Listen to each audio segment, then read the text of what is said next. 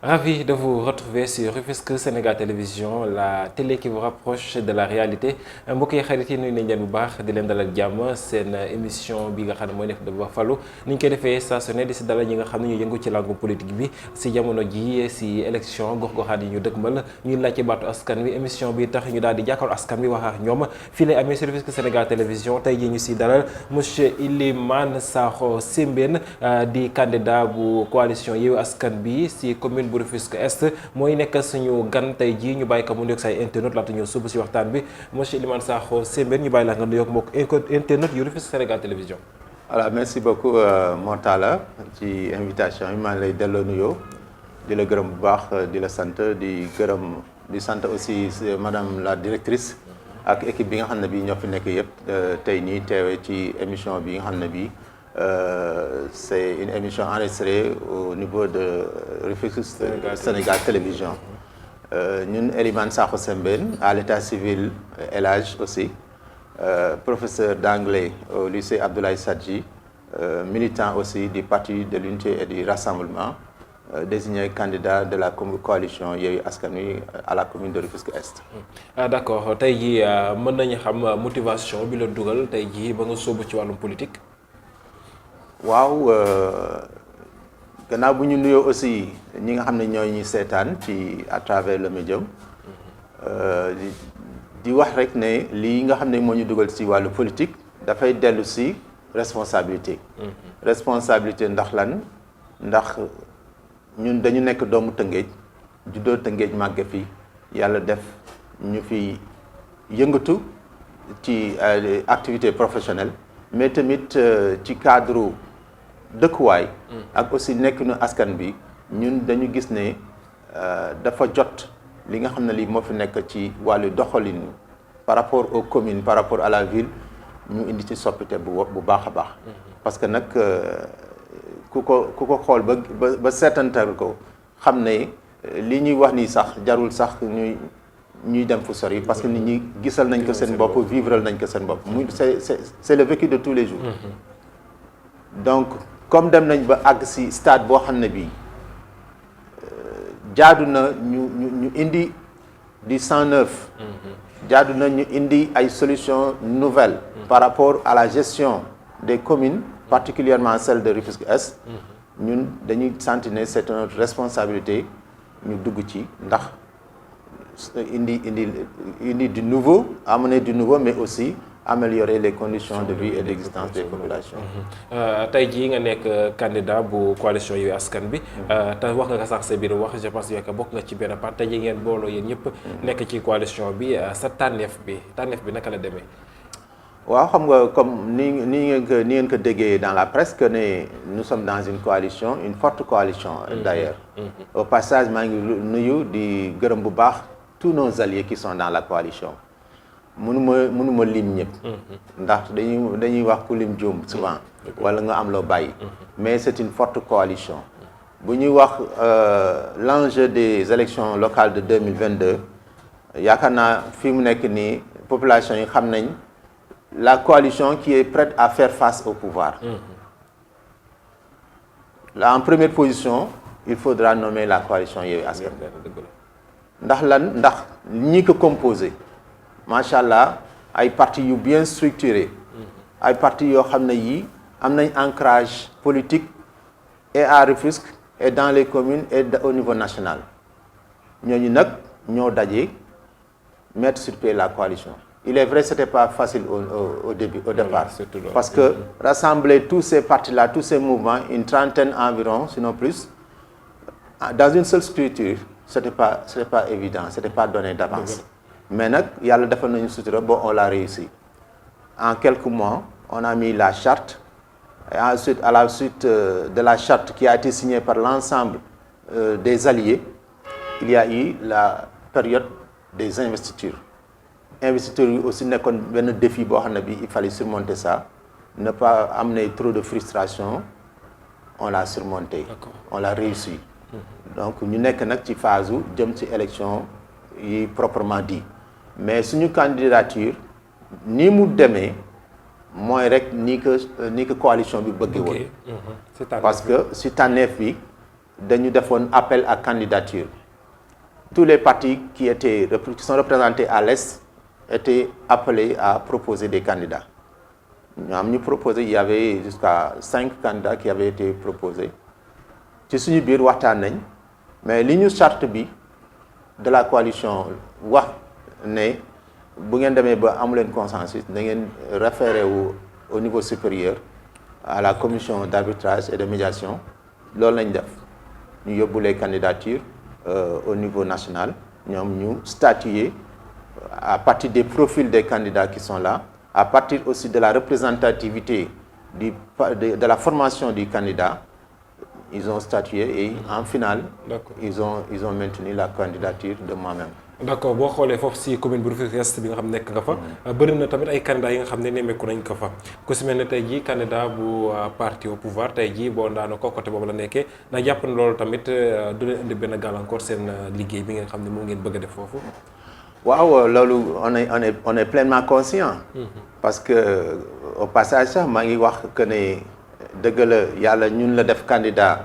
à la commune de Rufisque Est mais on avait aussi d'autres personnes qui étaient prêtes à être candidats, qui pouvaient être candidats comme nous aussi. C'est-à-dire, am na si ñoo xam ne ñii vraiment amoon nañ profil pour nekk maire candidat maire à la commune. Mais tout compte fait, nous sommes dans une équipe et on va travailler ensemble à gagner l'élection au niveau de la commune de l'Est. Maintenant, pour li nga wax par rapport à les candidats qui sont là, notamment le pouvoir et autres, nous en sommes bien conscients. Xam nañ bu baax ñan la ñuy faire def face.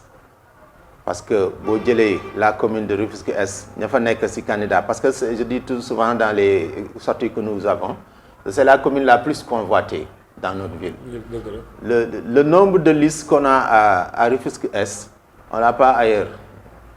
dans la ville de Rufisque. Et je doute bien que dans le département, on ait un nombre de listes aussi élevé. Nous sommes au moins à 13 ou 14 listes concurrentes. Maintenant, parmi ces listes-là, on est bien conscient qu'il y a le maire sortant.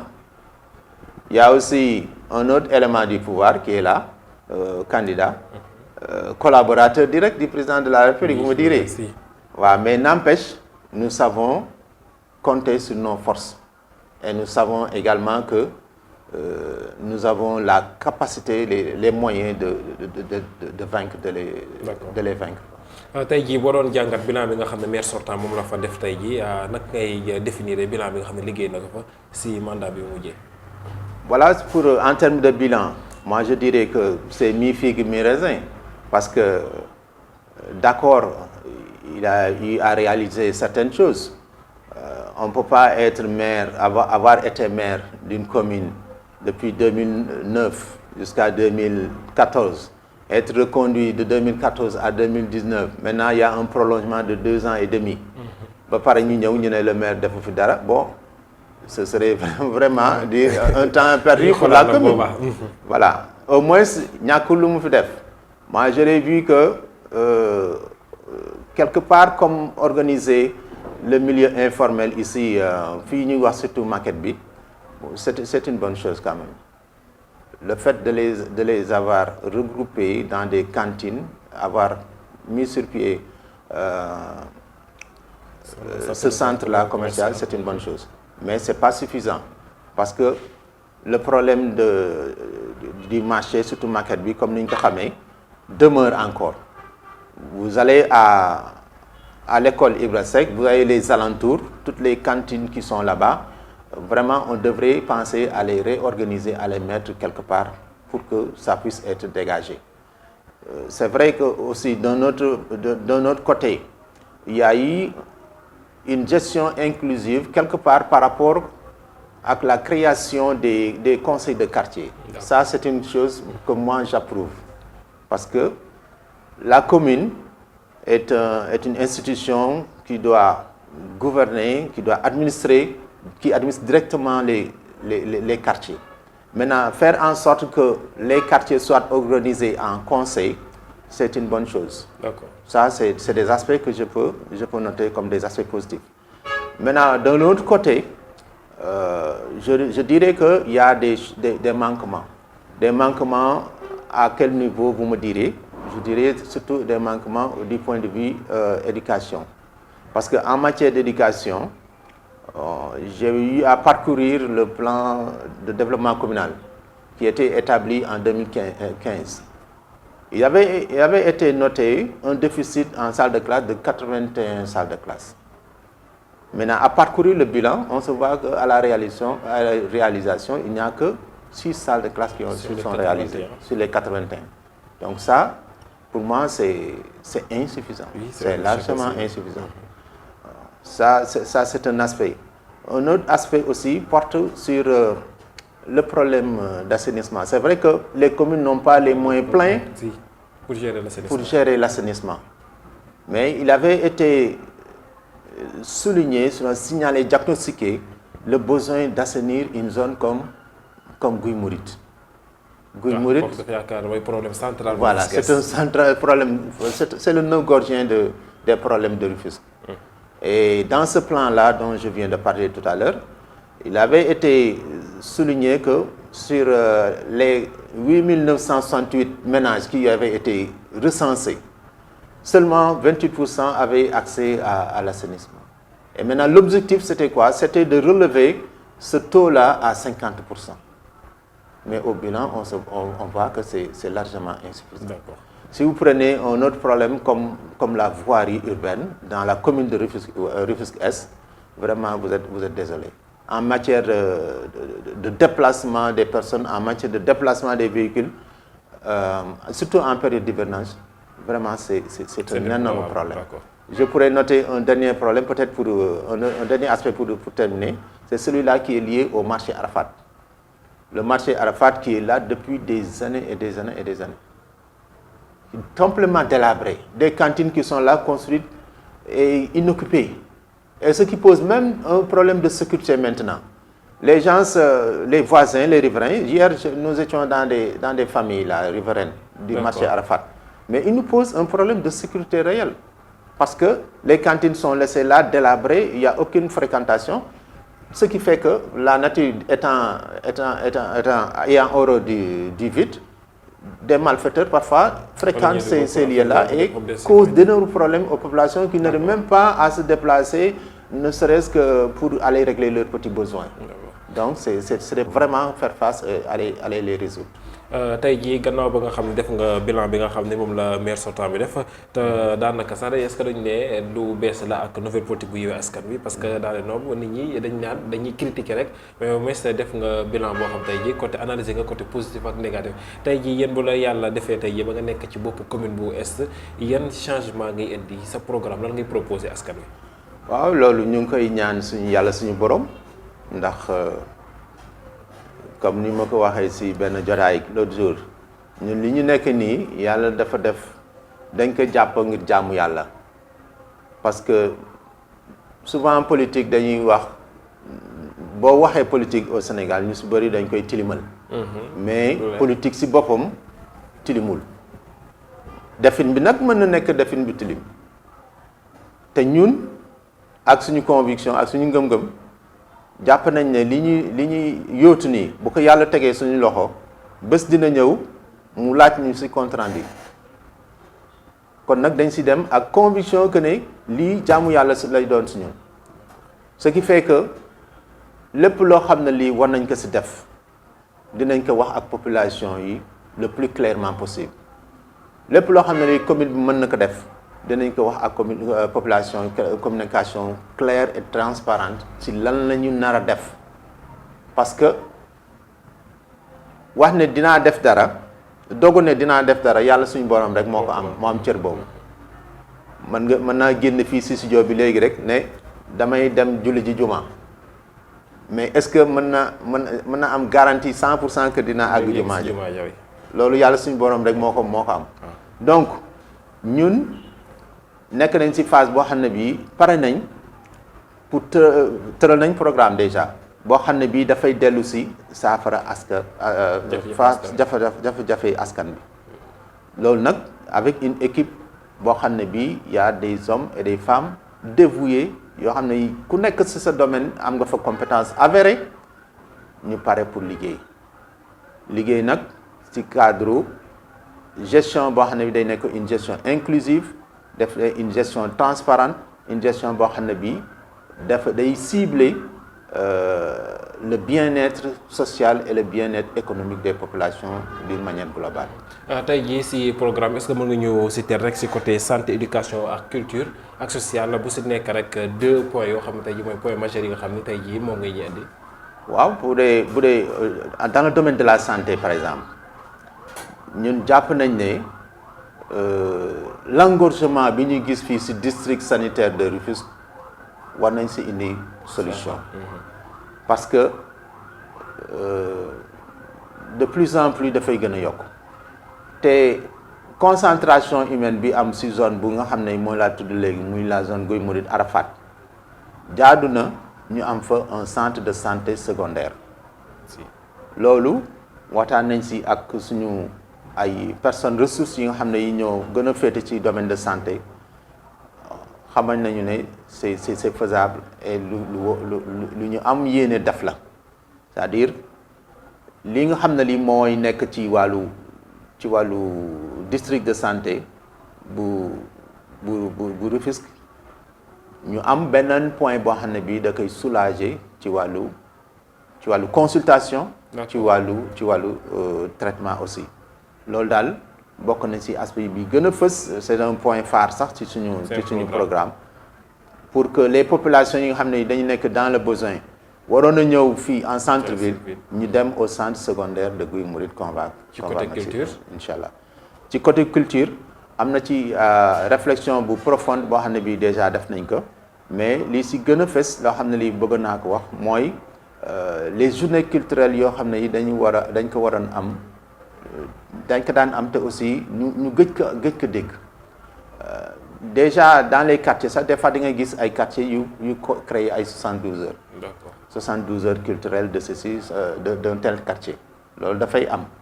ba fi mu nekk nii jàpp nañ ne am nañ possibilité dekkalaat loolu di aussi encourager à la créativité mën nañ instaurer des prix par exemple le prix du maire en art le prix du maire en peinture on peut instaurer le prix du maire en littérature en poésie ak yooyu yëpp dafay yoo xam ne li dafay gën a stimuler ay personnes yu nga xam ne ay talents yu nga xam ne c'est des talents qui sont endormis dans les communes bu ñu ko defee dinañ leen mën a gën a suqali mën a ñu gën a mettre en évidence ce sera l'occasion maintenant dès que ces talents-là sont ciblés on leur fait maintenant un programme d'accompagnement pour leur faire une promotion par rapport à ceux qui sont comme talent. ci côté éducation moo xam naa mooy da ngay dee soit si fële rek 80 salle de classe yi xam naa. waaw bu dee si côté éducation xam nga Rufisque Est dafa nekk commune boo xam ne bi c'est la commune la plus lotie en matière de lycée parce que bon même s'il est vrai que les lycées dépendent du conseil départemental mais quand même bu ñu wàccee tuuti au niveau des collèges et de l'élémentaire ñun foofu gis nañ ne am na beneen taxawaay bu fa des bu ñu fa war a def parce que aussi li ñu am ci wàllu établissement scolaire te ñu gis ne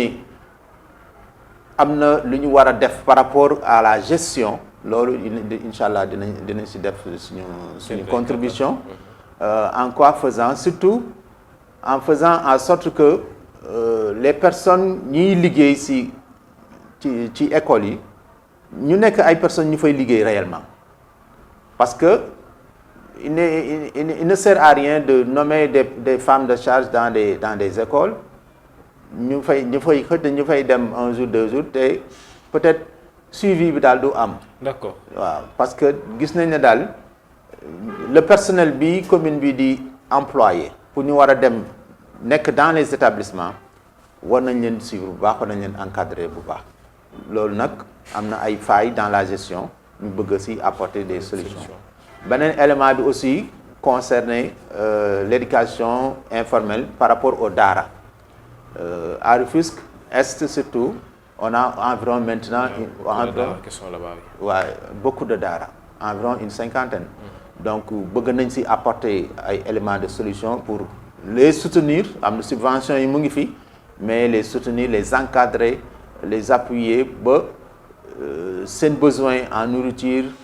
en vêtements ak yooyu yëpp mu si indi ay solutions yoo xam ne lii dina permettre ñu am stabilité par rapport ñoom li ñu bëgg a def ci seen activité seen apprentissage.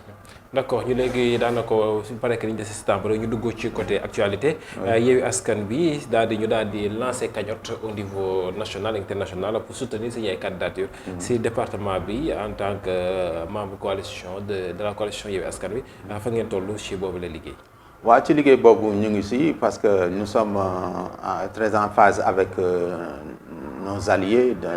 dans l'ensemble de la coalition. te loolu aussi ñi nga xam ne ñoo si nekk chargé ko ñoom ñu ngi koy saytu bu baax a baax te mu ngi avancé incha allah ñu ngi am nañ si yaakaar bu baax que ne lii nga xam ne moom la ñuy jublu si cadre recherche de moyens aussi dinañ ko accomplir. tey jii seen moyen de communication tey jii bi nga xam ne utiliser nañ ko parce que nu ma lay wax sànq rek avant ñu démarrer émission bi. dañ nemmeeku léegi si leader politique sa laay wax. surtout jeunesse beeg yooyu noonu ñu si bokk léegi. jëlatuñu politique def ko liggéey dañuy liggéey ba wàccee doog a jublu si li nga xam ne mooy wàllu politique bi. ndax foog nga ne loolu tey jii certes lu baax la mais est-ce que Sénégal tollagum na foo xam ne tey jii ki bëgg dara ci gox ba dina xëy dem ba guddi mu ñëw pour mën a jëti ni muy yoree gox. waaw man dama jàpp ne question d'organisation la rek question d'organisation la surtout parce que man mi wax ak yow comme ni ma ko waxee sànq en matière de présentation je suis fonctionnaire de la République dafa am loo xam ne lii état bi daf ma ko chargé en matière de travail loolu ma état bi chargé nag en matière de travail damay def sama kéemtalaay kattan ba satisfaire ko parce que c'est quelque chose qui me lie à l'état. C'est un contrat que j'ai signé avec l'État du Sénégal. Je dois tout faire pour le respecter. Maintenant, politique bi day laaj ma organiser wu su fekkente ne dem naa ba mu wóor ma ne su ma demee si ngoon gi dina am lu ma gàllankoor sama liggéeyu lycée dinaa organiser wu ba heure bu may dem si ngoon gi dina fekk ma def li mu waroon def si liggéey su fekkee ne dama war a dem ci dans une matinée dinaa def le tout que la matinée là mu bañ a nekk lu may perte par rapport au lycée donc loolu aussi ay aspects la yaakaar naa du cadre organisation déjà nous sommes en période de vacances de Noël lii ma am comme activité yu ma war a def kër ga parce que l'enseignant on dit souvent une bonne partie de son travail il fait ça à domicile souvent li mooy organiser woo mooy tôt le matin su ma yeewoo rek ba julli ba pare def sama yëfu tijaan yooyu. d'accord si on va bien. si laay jëlee temps pour def sama ay correction yi ma am daal le matin laay def évacuer ko su fekkente ne am naa activité ma dem sama activité bu parewul le lendemain je peux reprendre tôt le matin def correction bi organiser wu daal mais daal du ma jël ne politique bi dafay gàllankoor sama liggéey non non. d'accord waaw je m'organise à allier les deux à la fois. tey jii sa jàngat ci processus électoral bi ak élection yi nga xam ne moom la ñu jëkkmal ci janvier 2022. waaw jàngat bi mooy ne processus nous le suivons convenablement moi-même qui vous parle dans la coalition Yewwi Askan Wi bi ma nekk nii au niveau de la commune de l'Est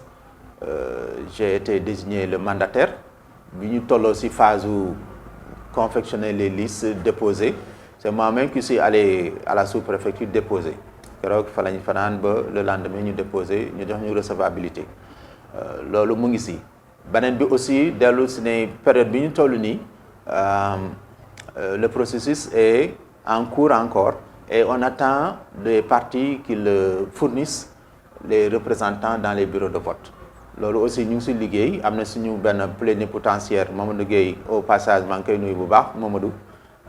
am Pastef ci li muy def de même que les autres membres de la coalition yi nekk ci bureau communal bi yëpp